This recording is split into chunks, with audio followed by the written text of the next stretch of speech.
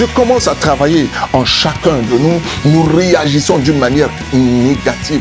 Nous ne nous laissons pas conduire par Dieu, conduire par l'Esprit de Dieu, conduire selon la volonté de Dieu. Et qu'est-ce que c'est que conduire selon la volonté de Dieu? C'est-à-dire que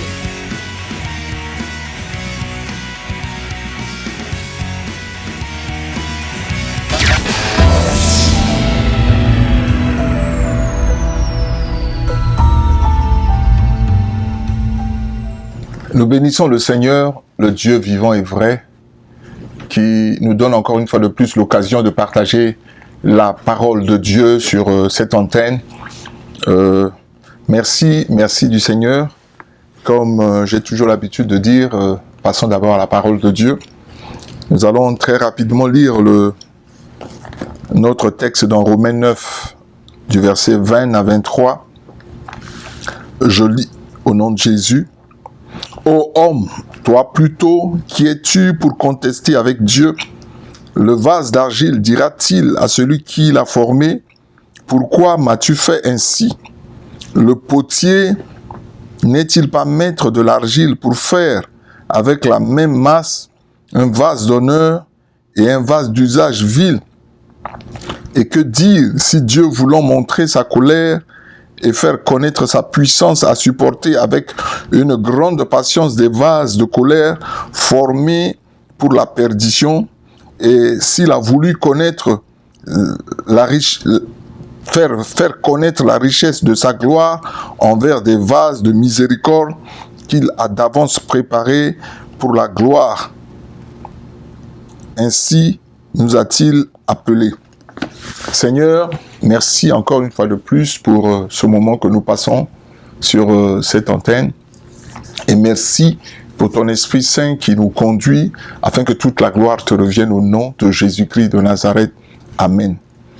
Mes bien-aimés dans le Seigneur, le thème que nous sommes appelés aujourd'hui à partager avec vous, c'est que Dieu fasse de moi ce qu'il veut. Que Dieu fasse de moi ce qu'il veut. Quand nous acceptons Jésus comme notre Seigneur et Sauveur, nous venons à Dieu, nous nous abandonnons entre les mains de Dieu. Quitte à Dieu maintenant de conduire notre vie, parce qu'en acceptant Jésus comme notre Seigneur et Sauveur, nous confions notre vie au Seigneur, nous nous abandonnons entre les mains du Seigneur, nous devenons l'esclave du Seigneur, quitte au Seigneur maintenant de nous conduire et de nous montrer sa volonté. Le texte que nous venons de lire nous parle dans l'image d'un potier. Et un potier, c'est celui-là qui lui-même va chercher l'argile. Et quand il cherche l'argile, il se salit les mains. Il se salit les mains dans la boue, il va dans la boue, il va chercher de l'argile, il va prendre de l'argile et en prenant cette argile dans la boue, il se salit les mains et la boue, cette terre-là représente nous, enfants de Dieu. Nous qui étions des pécheurs dans ce monde-là. La Bible dit que quand nous étions encore pécheurs, Jésus-Christ est mort pour nous. Et quand Dieu va nous chercher, il va nous chercher dans notre état de péché. Il va nous prendre dans notre état de péché. Et il nous amène dans son atelier. Et l'atelier de Dieu, c'est l'Église dans lequel nous nous trouvons. Et quand Dieu nous prend de là où nous sommes, et dans l'état de péché, quand nous acceptons Jésus, nous venons tels que nous sommes et nous nous donnons à Jésus-Christ. Et le potier amène l'argile dans son atelier. Et l'atelier, disais-je, du Seigneur, c'est l'Église. L'Église dans laquelle nous venons, l'Église dans laquelle nous écoutons la parole de Dieu. Et l'argile que le potier a amené dans son atelier, il va le travailler, cette argile-là, il va pétrir cette argile-là, il va prendre de l'eau pour pétrir cette argile-là, afin d'enlever les petits saletés, les morceaux de terre un peu durs dans cette argile-là. Et dans l'église du Seigneur, l'eau avec lequel le potier travaille dans son atelier, l'eau, c'est la parole de Dieu. Et la parole de Dieu, quand nous sommes dans l'église, la parole de Dieu est annoncée pour nous transformer, pour que nous changeons de vie, pour que nos vies, comme le dit la parole de Dieu dans 2 Corinthiens 5, verset 17, que quand nous sommes en Jésus-Christ, nous sommes une nouvelle créature. Les choses anciennes sont passées, voici toutes choses sont devenues nouvelles. C'est-à-dire que quand nous venons dans l'atelier, quand le potier amène l'argile dans son atelier, l'atelier du Seigneur qui est l'église, et la parole de Dieu qui sort, qui est l'eau, c'est la parole de Dieu qui sort. Et qui sort, c'est pour nous transformer. Sort, c'est pour nous épurer. C'est pour nous malayer. Afin d'enlever les petits morceaux durs. Les morceaux durs en nous, c'est quoi? Ce sont là nos caractères. Nos caractères. Peut-être nous sommes égoïstes. Peut-être nous sommes colériques. Peut-être nous sommes brutals. Peut-être nous sommes calomniateurs.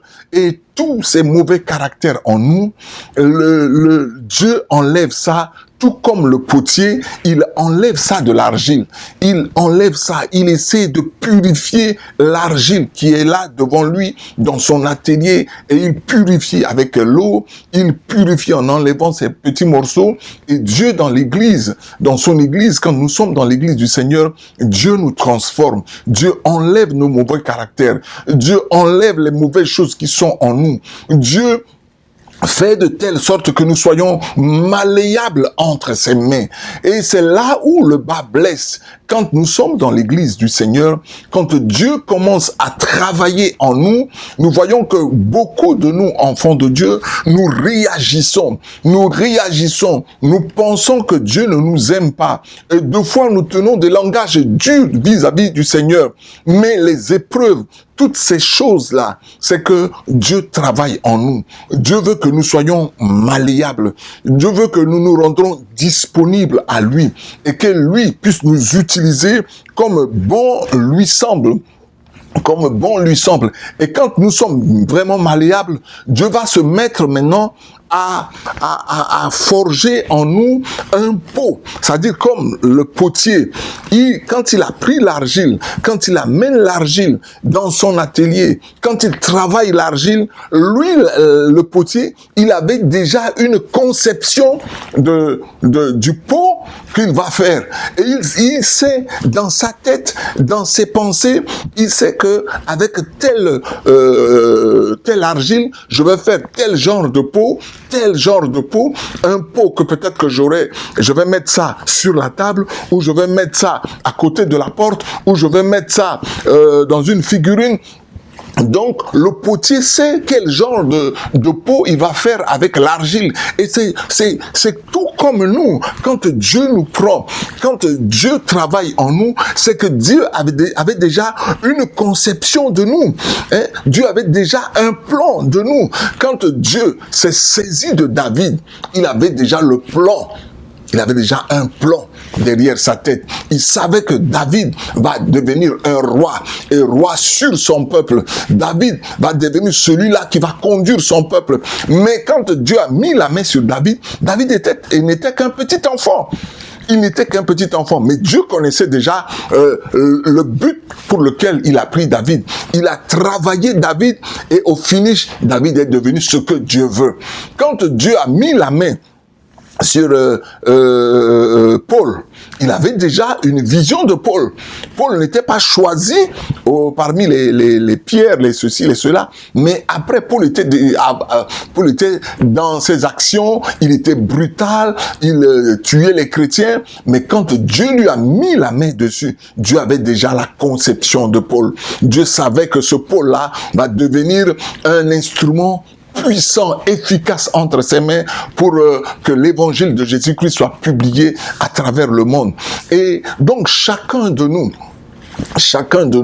quand Dieu nous met la main dessus, Dieu a un plan pour chacun de nous. Et le plan de Dieu pour chacun de nous, c'est un plan de paix, c'est un plan de bonheur. Mais qu'est-ce qui se passe? Il se passe que quand Dieu commence à travailler en chacun de nous, nous réagissons d'une manière négative. Nous ne nous laissons pas conduire par Dieu, conduire par l'Esprit de Dieu, conduire selon la volonté de Dieu. Et qu'est-ce que c'est que conduire selon la volonté de Dieu? C'est-à-dire que selon la parole de Dieu, selon ce que Dieu veut pour nous. La plupart des gens, 50% de ceux-là qui viennent à l'église pour que Dieu puisse agir selon leur propre volonté et non selon la volonté de Dieu. Et deux fois, certaines personnes prennent Dieu pour des féticheurs. Vous savez, quand nous allons chez le féticheur, qu'est-ce que nous faisons? Nous demandons au féticheur, nous voulons devenir tel, nous voulons faire telle ou telle chose. Et peut-être nous donnons de l'argent et nous attendons que le féticheur puisse agir selon notre propre volonté. Et certaines personnes et certains chrétiens pensent que Dieu c'est un féticheur. Et quand je viens chez Dieu, quand je prie, en contrepartie de ma prière, en contrepartie de ma régularité à l'église, il faut que Dieu fasse de moi telle ou telle personne. Non, mes bien-aimés, Dieu n'est pas un féticheur. Dieu n'est pas un féticheur. Dieu reste Dieu, le créateur de toutes choses, le créateur de tout l'univers. C'est lui le maître à jouer. Il fait de nous ce que lui, il veut. Il a une vision pour chacun de nous, une conception pour chacun de nous. Et pour vous qui m'écoutez, Dieu a un plan pour vous. Et si vous êtes dans l'église du Seigneur, laissez-vous travailler par Dieu, c'est-à-dire laissez-vous travailler par la parole de Dieu. Laissez la parole de Dieu vous pénétrer. Laissez la parole de Dieu vous transformer. Laissez la parole de Dieu vous régénérer. Laissez la parole de Dieu vous restaurer. Vous prendre à l'état brut, mais que la parole de Dieu pénètre en vous, afin que vous, peut-être qui hier étaient des gens mauvaises, mais quand vous rentrez dans la parole de Dieu, vous devenez une autre créature, une créature qui glorifie le Seigneur, une créature qui élève le Seigneur, et vous vous laissez entre les mains du Seigneur, et le Seigneur va vous conduire selon ce que lui, il veut.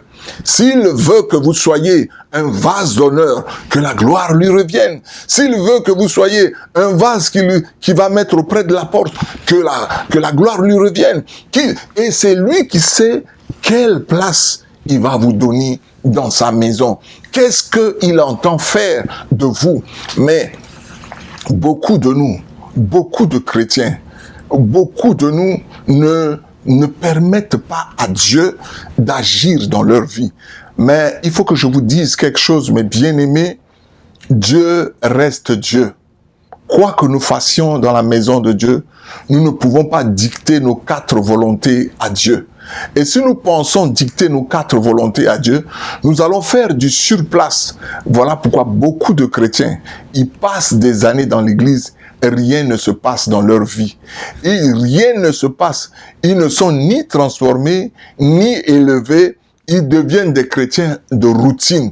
Ils deviennent de ceux-là qui, chaque fois, ne font que chanter « Je suis là, je suis chrétien pendant tel nombre d'années comme ça, je suis chrétien pendant tel nombre d'années comme ça. » Mais ce que je peux vous conseiller, à vous qui m'écoutez en ce moment, c'est de vous laisser entre les mains de Dieu. Quand Paul a accepté Jésus-Christ, quand Paul a rencontré Jésus-Christ sur la route de Damas, il s'est laissé entre les mains du Seigneur. Et le Seigneur l'a utilisé comme bon lui semble. Quand vous voyez les disciples, chaque disciple, quand Jésus le rencontrait, Jésus leur disait, « Suis-moi, suis-moi, suis-moi » Les pierres qui étaient des pêcheurs, Dieu les a enlevés de la pêche et Dieu a fait d'eux des leaders pour son peuple. Les simples, les gens du peuple, comme les Jean, les André et tout ce monde-là, quand Dieu s'est saisi d'eux, Dieu avait un plan pour eux. Et quand Dieu se saisit de vous, mes bien-aimés, il a un plan pour vous. Il veut faire de vous quelqu'un. Il veut que son nom soit élevé. Il veut que son nom soit glorifié. Si Dieu vous a choisi en tant que travailleur, laissez-vous entre les mains du Seigneur. Et de là où Dieu vous a choisi, il va se glorifier au travers de vous. Si vous êtes malléable entre les mains du Seigneur, qui que vous soyez, que ce soit, vous êtes étudiant, vous m'écoutez en ce moment, vous êtes élève, vous m'écoutez en ce moment, vous êtes cultivateur, je ne sais, vous êtes homme politique, vous êtes peut-être une grande autorité, mais si la main de Dieu vous touche, si vous donnez votre cœur à Jésus-Christ, c'est que c'est Dieu qui vous a choisi. Parce que la Bible dit, ce n'est pas vous qui m'avez choisi, mais c'est moi qui vous ai choisi. C'est-à-dire que c'est Dieu qui vous a choisi. De là où vous êtes, Dieu vous a choisi. Et ce que je peux vous conseiller, laissez-vous entre les mains du Seigneur. Ne demandez pas à Dieu de faire ce que vous voulez, mais laissez Dieu vous transformer selon sa vision, selon sa conception de vous, selon ce qu'il veut pour chacun de nous qui devenons chrétiens. Et Dieu fera de grandes choses dans votre vie si vous vous laissez entre les mains du Seigneur. Si vous vous laissez entre les mains du Seigneur. Quand nous lisons dans Marc 10, à partir du verset 28, Pierre a dit à Jésus, Seigneur, nous avons tout quitté pour toi. Et Jésus lui a répondu, il n'est jamais personne qui ait quitté père, mère, enfant et toutes ces choses-là à cause de moi et à cause de la bonne nouvelle, qui n'ait retrouvé ces choses au centuple avec des persécutions. Qu'est-ce que Jésus voulait dire à Pierre? Il dit que Pierre, les choses de ce monde dont tu penses quitter pour moi, mais en moi, Jésus, tu vas retrouver toutes ces choses. Mais sache que je continuerai toujours à travailler en toi. La persécution, c'est quoi? C'est le travail que Dieu fait au travers de nous. Parce que quand Dieu fait ce travail de potier en nous, pour enlever les petites choses, le potier va pétrir l'argile. Deux fois, il va essayer de piétiner l'argile pour que l'argile devienne de plus en plus malléable, de plus en plus souple, pour qu'il puisse bien utiliser ceci. Et ça, Dieu permet les persécutions, Dieu permet les épreuves. Les épreuves ne viennent pas pour nous tuer, mais les épreuves viennent pour nous travailler, pour nous rendre malléables entre les mains de Dieu. Et nous devons nous laisser conduire par Dieu. Et quand nous nous laissons conduire par Dieu, c'est là où Dieu va confondre les gens. La Bible dit que Dieu prend les choses viles de ce monde pour confondre les sages. Et Dieu prend les choses faibles de ce monde pour confondre les fortes. C'est-à-dire que nous qui acceptons Jésus, pour la plupart, nous sommes des gens simples comme ça. Mais Dieu nous prend tels que nous sommes pour confondre les grandes personnes dans ce monde. Dieu qui prend de la poussière, il peut élever. Et la Bible dit, il élève de la poussière. Il nous fait asseoir avec les grands et puis avec les notables du pays. Et si nous voulons voir la main de Dieu, si nous voulons voir les grandes choses que Dieu peut faire au travers de nous, parce que nous sommes des enfants de Dieu et nous devons vivre le surnaturel. Nous devons vivre les miracles de Dieu parce que nous témoignons d'un Dieu omniscient, omnipotent, omniprésent. Nous témoignons d'un grand Dieu qui a créé les cieux et la terre. Et nous sommes enfants de ce grand Dieu. Nous sommes des princes et des princesses. Et à la dimension de sa grandeur, Dieu peut nous élever. Dieu peut manifester sa gloire en nous. Là où nous sommes, là où nous travaillons, là où nous étudions, dans nos familles. Dieu est capable de faire de grandes choses afin de confondre les gens, afin que les gens sachent que Dieu existe, afin que tout genou fléchisse et que toute bouche confesse que Jésus-Christ est Seigneur à la gloire du Dieu. Mais assis et seulement si nous nous laissons malléables entre les mains du Dieu vivant, parce que Dieu est comme le potier. Est-ce que l'argile va dire au potier, pourquoi m'as-tu fait ainsi? Pourquoi m'as-tu placé là? Pourquoi me pétris-tu? Non. L'argile va se laisser entre les mains du potier et le potier va faire de l'argile ce que lui, il a déjà dans la tête la conception qu'il a pour l'argile. Et c'est ce que Dieu veut faire pour chacun de nous. Pour vous qui me regardez, Dieu a un plan pour vous. Dès qu'il vous a choisi, il avait déjà ce plan. Il sait ce qu'il va faire dans ta vie. Et il va faire de grandes choses. Et je déclare sur ta vie que Dieu va faire de grandes choses sur ta vie. Dieu va t'élever. Dieu va confondre les gens. Et d'ici demain, les gens seront étonnés de vous voir. Les gens seront étonnés parce que Dieu aura fait de grandes choses dans ta vie, à condition que tu te laisses aller dans la main du Seigneur, aller dans la pratique de la parole de Dieu, vivre la parole de Dieu et laisse-toi, ne dicte pas les choses à Dieu, mais laisse Dieu conduire tes pas. Et il conduira tes pas. Et il se glorifiera au travers de toi. Et il va confondre les gens. Il va t'élever. Il va te restaurer pour que son nom à lui soit glorifié, pour que son nom à lui soit exalté, pour que son nom à lui soit connu du monde entier. Merci. Merci du temps que vous m'aviez donné pour me suivre. Mais je pense que la petite exhortation encore d'aujourd'hui vous a fait du bien et que nous allons nous laisser entre les mains du Seigneur pour que le Seigneur puisse faire de nous ce que lui-même il veut. Nous n'avons rien à dicter au Seigneur, mais nous avons tout simplement à recevoir du Seigneur. Et puisque notre Dieu, c'est un bon Dieu, il va toujours faire de bonnes choses dans notre vie. Il a un plan merveilleux dans chacune de nos vies. Et il va faire de grandes choses dans chacune de nos vies. Que le Seigneur vous bénisse. Et à la prochaine. Nous allons prier. Père éternel, nous te remercions encore pour ce moment que tu nous donnes de partager ta parole avec ton peuple, avec ces hommes et ces femmes qui t'aiment, ces hommes et ces femmes qui veulent te voir dans leur vie. Seigneur, nous te demandons d'étendre ta main de grâce sur eux, de les aider à rentrer dans la révélation de ta parole, de les aider à comprendre ta parole. Dans leur faiblesse, oh Seigneur, viens à leur secours, ramène-les sur la voie de l'éternité, bénis-les, Père éternel, et merci parce que tu le fais, parce que tu nous aimes tels que nous sommes. Que ton nom seul soit élevé, glorifié sur chacun de nous. C'est dans le nom de Jésus que je t'ai ainsi prié. Amen. Que le Seigneur vous bénisse. C'est votre serviteur, l'évangéliste Rosa Gombe de Centrafrique.